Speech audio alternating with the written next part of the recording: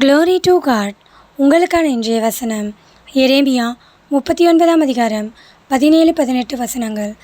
ஆனால் அந்நாளிலே உன்னை தப்புவிப்பேன் என்று கர்த்தர் சொல்லுகிறார். நீ பயப்படுகிற மனுஷரின் கையிலே ஒப்பு கொடுக்கப்படுவதில்லை. உன்னை நிச்சயமாக விடுவிப்பேன். நீ பட்டயத்துக்கு இரையாவதில்லை.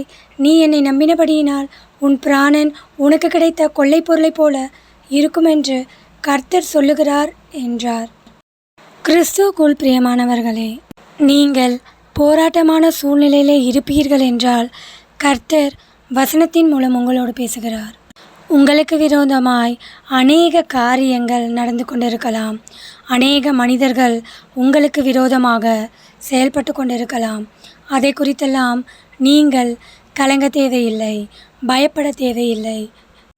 ஏனென்றால் கர்த்தர் உங்களுக்கு துணையாயிருக்கிறார். அவர் உங்களை தப்புவிப்பார்.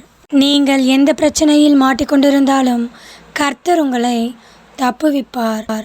நீங்கள் பயப்படுகிற மனுஷரின் கையிலே உங்களை ஒப்பு கொடுக்க மாட்டார்.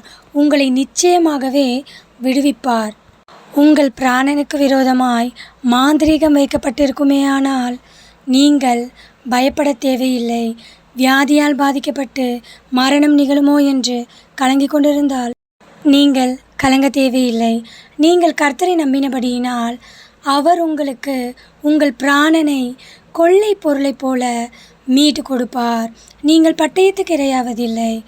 அவர் உங்களோடு இருந்து செய்யும் காரியம் பயங்கரமாயிருக்கும். அவர் உங்களை விடுவிப்பார். அவர் உங்களை தப்புவிப்பார். அவரே உங்களை பாதுகாப்பார். ஆமேன். தேவன் தாமே உங்களை ஆசீர்வதிப்பாராக. ஆமேன்.